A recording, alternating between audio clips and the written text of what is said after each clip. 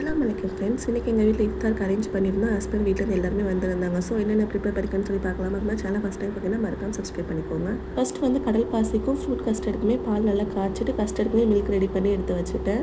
அகர் அகர் pudding வந்து 2 ஃப்ளேவரில் செய்ய போகிறேன். காஃபி பவுடர் வச்சு ஒரு ஃப்ளேவர், இன்னொன்று வந்து ரோஸ் எசன்ஸ் யூஸ் பண்ணி செய்ய போகிறேன். காஃபி ஃப்ளேவர் புட்டிங் வந்து செட் ஆகி வந்ததுக்கப்புறமா கொஞ்சமாக சுகர் பவுடர், காஃபி பவுடர் ரெண்டுமே வந்து ஸ்ப்ரிங்கிள் பண்ணி விட்டுட்டேன். பார்க்கறதுக்கு ரொம்ப அழகாக இருக்கும்.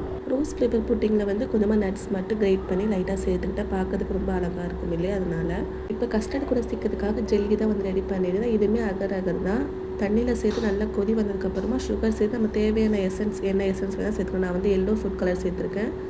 நல்லா செட் ஆகி வந்ததுக்கப்புறமா இந்த மாதிரி சின்ன சின்ன கட் பண்ணால் சூப்பராக வந்திருக்கும் கஸ்டர்டில் சேர்க்கும் போது.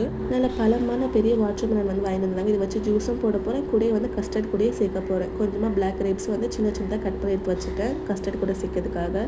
இந்த கிரேப் க்ரஷ் வச்சு மில்க் சேர்த்து ஒரு மில்க் ஷேக் தான் வந்து செய்ய போகிறேன். அதுக்காக பால் எல்லாமே சேர்த்து நல்லா வந்து மிக்ஸி ஜாரில் ஸ்வீட்டுக்காக சுகர் சேர்த்து நல்லா அடித்து இது கூடயே வந்து ஊற வச்ச சப்ஜா சீட்ஸ், பாதாம் பீஸு, நம்ம ஜெல்லி வச்சுருந்தோம்ல ஜெல்லி, அதையுமே இது கூட சேர்த்து நல்லா மிக்ஸ் பண்ணி ஃப்ரிட்ஜில் எடுத்து வச்சுட்டேன். இது கூடயே சிக்கன் எடுத்து சிக்கன் நக்கட்ஸ் தான் வந்து செஞ்சுருந்தேன். வீடியோ எடுக்க மறந்துட்டேன். எல்லாமே ரெடி பண்ணி ஃப்ரிட்ஜில் எடுத்து வச்சுட்டேன். இல்லை அதுக்கப்புறமா ஃப்ரை பண்ணிக்கலாம்னு சொல்லிட்டு பீஃப் கீமா வாங்கி பீஃப் ஷீ கேபாப் வந்து செஞ்சுருந்தேன். சூப்பராக வந்துருந்துச்சு. கூடயே வந்து க்ரீன் சட்னியுமே வச்சுருந்தேன். சூடாக சம்சா மட்டும் ஹஸ்பண்ட் வெளியே வாங்கி வந்திருந்தாங்க. கூடயே நோம்பு கஞ்சி வச்சு டேட்ஸ் வச்சு சூப்பராகவே எல்லாருமே நோம்பு திறந்துட்டோம். அல்ஹம்துலில்லாஹ். நைட்டுமே எல்லாருமே பிளான் போட்டு சஹருக்கு எல்லாருமே சாப்பிட வெளியே போகலான்னு சொல்லிட்டு எல்லாருமே கிளம்பிட்டோம் ஃபேமிலியாக.